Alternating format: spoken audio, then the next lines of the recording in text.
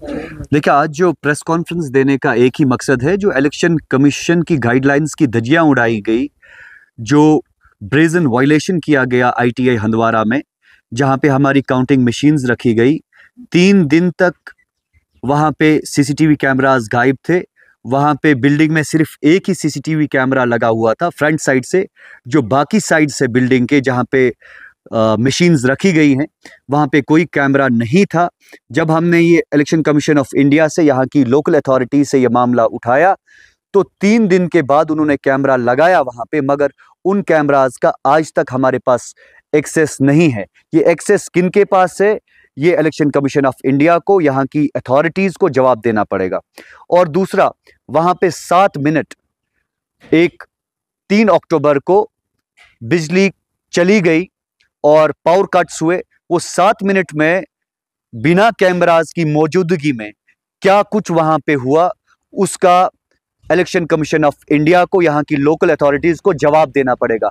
हमें उस चीज की ना फुटेज दी गई, जबकि हमने डिमांड करी कि हमें फुटेज दे दो इस चीज की। जबकि हमारे लोगों ने मांग करी, वहां पे जो लोकल एजेंट्स थे डिफरेंट पॉलिटिकल पार्टीज को, उनके जहनों में भी तशवीश पैदा हो गई कि 7 मिनट बिजली चली गई, कैमराज नहीं लगे हुए हैं, हो क्या रहा है, किसी को कुछ मालूम नहीं है। तो इससे क्या होता है कि इलेक्शन कमीशन ऑफ इंडिया की जो इंटीग्रिटी है, उस पर सवालिया निशान होता है।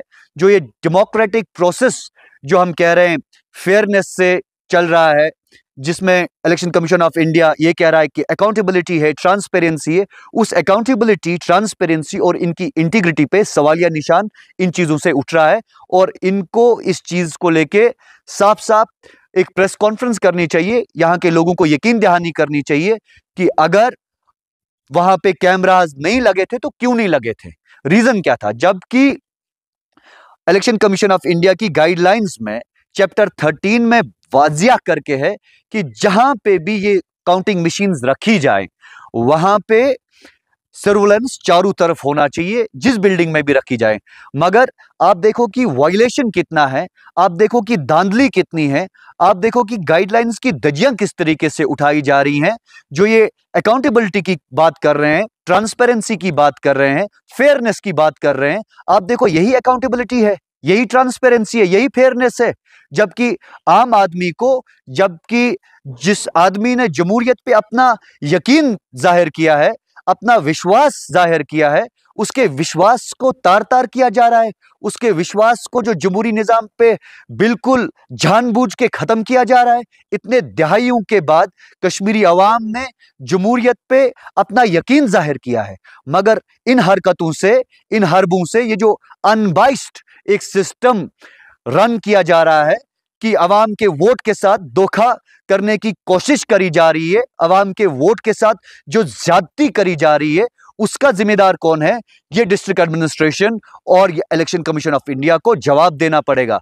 और वहां पे जो इन्होंने चौकीदार रखा था, जब इन्होंने पहले दिन वहां पे मशीन्स रखी गई, और ये चौकीदार भी हमने सुना रात के 11 बजे गायब था। वहां पे इलेक्शन कमीशन ऑफ इंडिया की तरफ से कोई था ही नहीं, और वहां पे सिर्फ पुलिस और शायद पैरामिलिट्री फोर्सेस के कुछ लोग थे, जबकि बिल्डिंग पूरी सीसीटीवी सर्वेलेंस के बगैर थी बैक साइड से। अगर आप देखेंगे आईटीआई हंदवारा में बैक साइड पे वो बिल्कुल खुला एक बंजर जमीन है, वहां पे पता ही नहीं है कि कौन आया, वहां पे कौन चला गया। और जो वहां पे 7 मिनट लाइट चली गई, उन 7 मिनट में क्या हुआ किसी को कुछ मालूम नहीं है। और हम डिमांड जब किए कि हमें ये 7 मिनट का फुटेज दे दो, हमें दिखाओ कि कुछ धांधली तो नहीं हुई है, मशीन्स में अदला बदली तो नहीं करी गई, आज तक डिस्ट्रिक्ट एडमिनिस्ट्रेशन, ये जो इलेक्शन कमीशन ऑफ इंडिया की लोकल अथॉरिटीज है, फेल हो गई कि हमें वो फुटेज देने में। और जब इन्होंने उसके बाद बिल्डिंग में 4 दिन के बाद ये लगाए, कैमरास लगाए, उनका एक्सेस किसी के पास नहीं है। हम वो भी डिमांड कर रहे हैं, वहां जो मुख्तलिफ पार्टीज के एजेंट है, वहां पे एक सर्वेलेंस रूम होता है, सर्वेलेंस रूम में जो एथोराइज्ड एजेंट्स होते हैं वो मॉनिटर पे देखते हैं कि अंदर क्या हो रहा है, बाहर क्या हो रहा है। तो उन बेचारों को सिर्फ स्ट्रांग रूम का वो दिखाया गया है सीसीटीवी का फुटेज, बाकी 3 दिन क्या बाहर हो रहा था उन बेचारों को मालूम नहीं। वो भी माथा पीट रहे थे कि हम इनको अथॉरिटीज को यहाँ रिक्वेस्ट कर रहे हैं कि सीसीटीवी कैमरास लगाओ, ये टस से मस नहीं हो रहे थे। और जब हमने फिर एक दिन पहले ये इशू रेज किया गया, तब इन्होंने सीसीटीवी फुटेज लगाया गया। 3 दिन क्यों नहीं लगा, इस पे सवालिया निशान उठता है। और मुझे लगता है कि धांधली हुई है, और अगर धांधली नहीं हुई होती तो ये फुटेज देते, ये कैमरास पहले लगाते। और फिर कहते हैं कि 3 टायर सिस्टम है। भाई 3 टायर सिस्टम तो पहले भी होता था, जब 87 में रिगिंग हुई तब भी 3 टायर सिस्टम होता था। और अगर यहाँ हमेशा एक हम ब्रूटल हिस्ट्री है यहाँ पे रिगिंग की, और उस टाइम उसके बावजूद भी आप सीसीटीवी कैमरास इंस्टॉल नहीं कर रहे हैं, तो ये जमहूरियत का मजाक बनाया जा रहा है, जमहूरियत की धज्जियां उड़ाई जा रही हैं, और एडमिनिस्ट्रेशन सोई हुई है। यहाँ पे जो इलेक्शन कमीशन ऑफ इंडिया की लोकल अथॉरिटीज है, टस से मस नहीं हो रहे हैं, और ये सिर्फ अब एक आई वॉश कर रहे हैं कि हमने कैमरास लगाए, हमने वो किया, ये किया। बट हमारा सवाल बिल्कुल इलेक्शन कमीशन ऑफ इंडिया को है कि आप हमें बताइए 3 दिन कैमरा क्यों नहीं लगे? जो 7 मिनट वहां पे पावर कट हुआ, उस 7 मिनट का फुटेज कहां गायब है? और उसके बाद जो आपने चौकीदार वहां पे रखा था, एक दिन आपका कोई स्टाफ वहां पे नहीं था।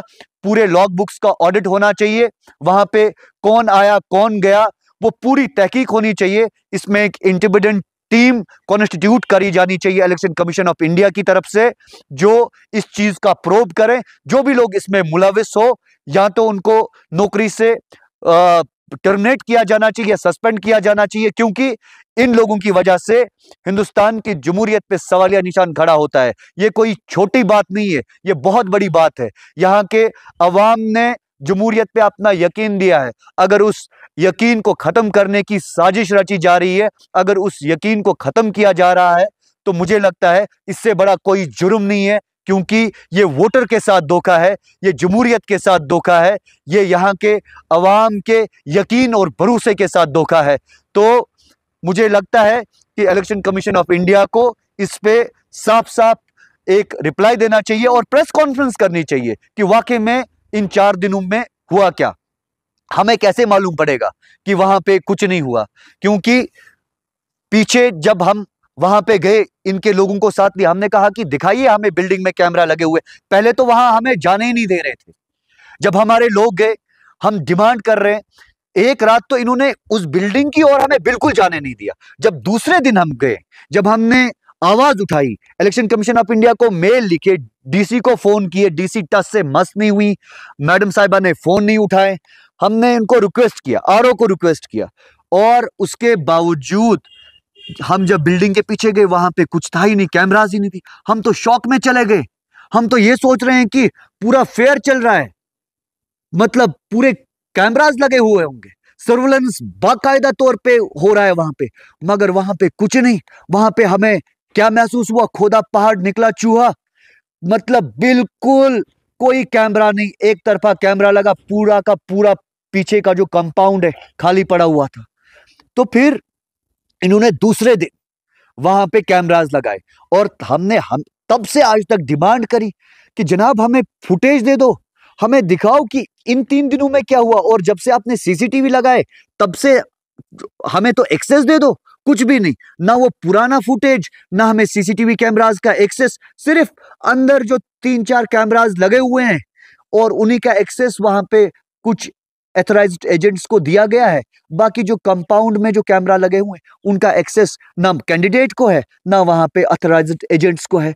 तो मुझे बताओ, अगर ये धांधली नहीं है, अगर ये कॉन्स्पिरेसी नहीं है, तो फिर क्या है? अगर ये मजाक वोटर के साथ नहीं है, तो फिर क्या है? मतलब ऐसे मौके पे जब हम एक क्रिटिकल जंक्चर से गुजर रहे हैं, हिंदुस्तान की जमहूरियत को पूरी आलमी बिरादरी के लोग, पूरी दुनिया देख रही है, और ये लोग जानबूझ के जमहूरियत का मजाक उड़ा रहे हैं, धज्जियां उड़ा रही है जमहूरियत का। और ये कोई छोटी बात है कि मतलब एक वोटर के साथ मजाक हो रहा है?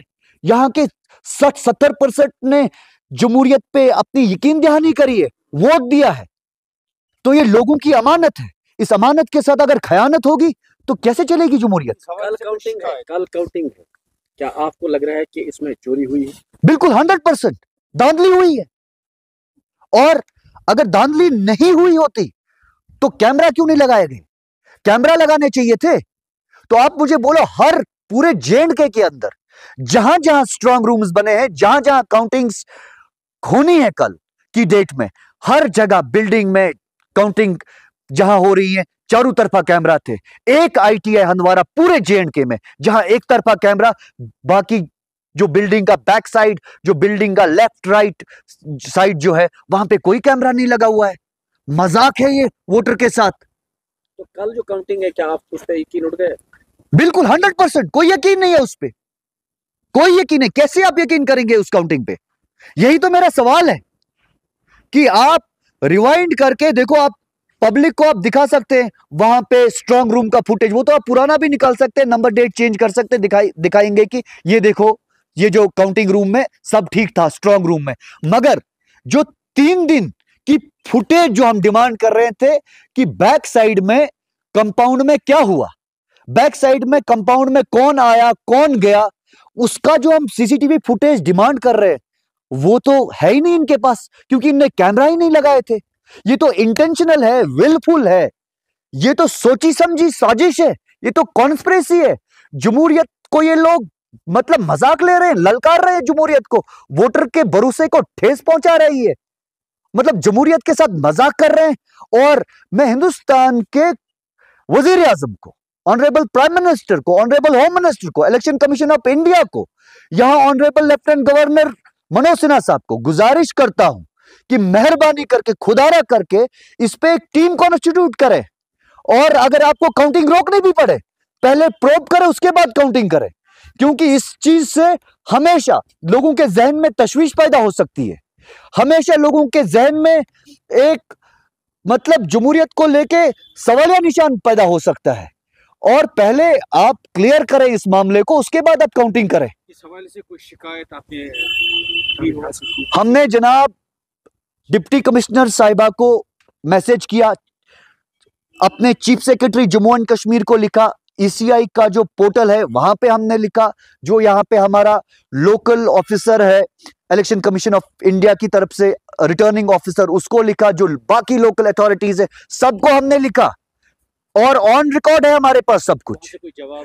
वहां से वही लैम एक्सक्यूजेस कि अभी लगाएंगे, बाद में लगाएंगे, ये मतलब उतना जरूरी नहीं है। अच्छा, आप समझे, कह रहे हैं कि 3 टायर सिक्योरिटी लगी है, कैमरा जरूरी नहीं है।